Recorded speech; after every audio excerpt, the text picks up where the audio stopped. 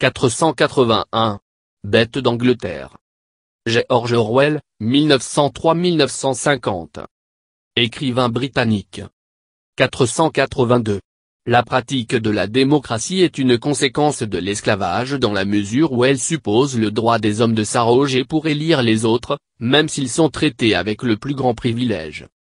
J. M. Mora, 1968. Auteur espagnol. 483. Tous les animaux sont identiques, mais certains animaux sont plus égaux que d'autres. George Orwell, 1903-1950. Écrivain britannique. 484. Deux fois la forme démocratique a surgi à travers l'histoire, la première dans la Grèce antique, la seconde aux États-Unis. Dans les deux cas, il s'agissait de sociétés d'esclaves. J. M. Mora, 1968. Auteur espagnol. 485. Pour ces raisons, les États et les gouvernements des villes grecques étaient à cette époque troublés par des séditions et des discordes civiles, sachant que, dans un lieu, des excès ou de l'insolence avaient été commis par certains, d'autres étaient disposés à un bien pire, ou pour faire quelque chose à nouveau, ou pour être plus diligents et intelligents que le premier, ou plus audacieux et audacieux pour se venger, et tous ces mots ont été excusés en les nommant avec des noms nouveaux et impropres, parce que l'insouciance et l'audace ont appelé magnanimité et effort, de sorte que les téméraires et les audacieux étaient considérés comme des amis et des défenseurs d'amis, ils appelaient au retard et à la maturité une peur honnête, à la tempérance, à la modestie, à la lâcheté et à la lâcheté dissimulée, rage et indignation saisie, appelés audace virile, consultation, prudence et conseil, paresse et paresse. Celui qui était plus furieux et enlevé pour entreprendre la chose, était considéré comme un ami plus fidèle et celui qui la contredisait en tant que suspect. Celui qui exécutait ses intrigues et ses filets était réputé être sage et rusé, et bien plus encore, qui empêchait ceux de son ami, ou qui n'en éloignait pas ceux qui craignaient ses adversaires. Enfin, le plus disposé à blesser un autre a été hautement loué, et beaucoup plus que cela a induit un autre qui n'a pas pensé à une telle chose. Cette formation de bande était plus grande chez les étrangers que chez les parents et les parents, parce que ceux-ci étaient plus disposés à toute entreprise sans aucune excuse, et parce que ces conseils n'étaient pas faits par l'autorité des lois ou pour le bien de la République, mais par la cupidité et contre tout droit et raison. La foi et la loyauté qu'ils entretenaient entre elles n'étaient pas fondées sur la loi divine et la religion, mais visaient à maintenir ce crime dans la République et à avoir des compagnons pour leur crime. Si quelqu'un de la partie adverse se disait une bonne raison, il ne voulait pas l'accepter comme telle, ni comme un esprit noble et généreux, si cela ne semblait pas être dans son intérêt. Plus voulut vengeance que de cesser d'être outré. S'il donnait un serment solennel, le concert durait jusqu'à ce que l'une des parties soit plus puissante que l'autre, mais la première fois, il en profita pour être le plus sûr et parce qu'il semblait très prudent de vaincre l'autre par la ruse et la malice, et aussi parce qu'il est vrai qu'avant, le mauvais, dont le nombre est infini, est appelé le travailleur industrieux, innocent et simple. Et généralement les hommes sont offensés pour être considérés comme simples et innocents, et ils se glorifient eux-mêmes en les appelant mâles et audacieux.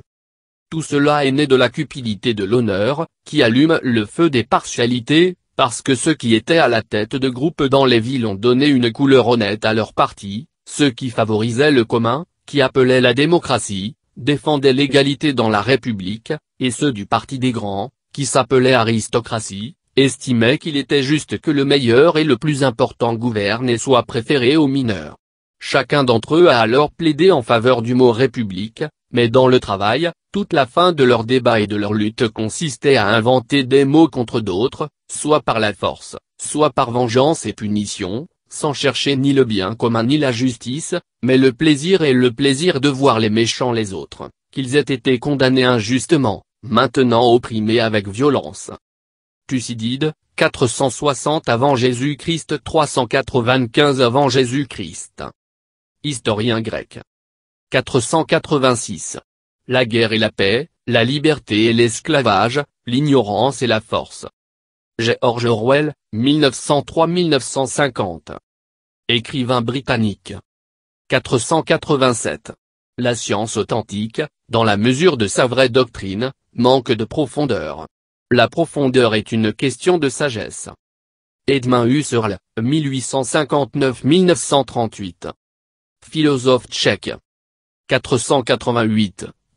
Et effectivement, la démocratie athénienne du 5e siècle a.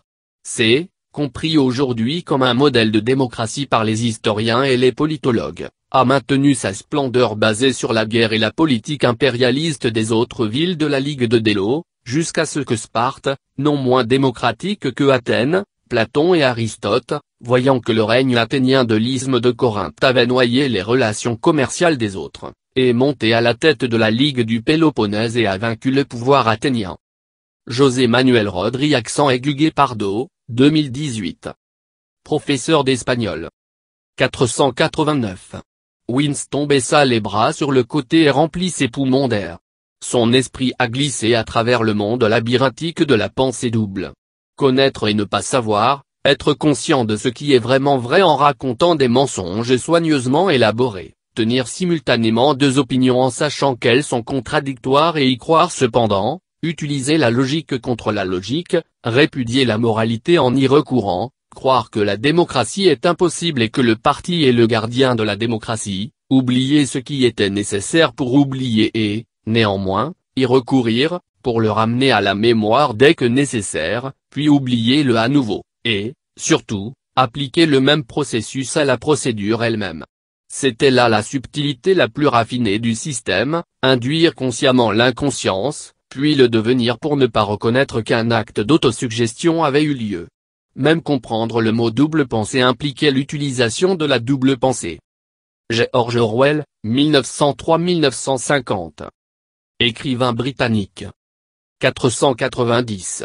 Toute ontologie, aussi riche soit-elle, est bien attachée au système de catégories à sa disposition, conduit au fond aveugle et à une déviation de sa vision la plus particulière, si elle n'a pas suffisamment clarifié le sens de l'être, on conçut la clarification comme son problème fondamental.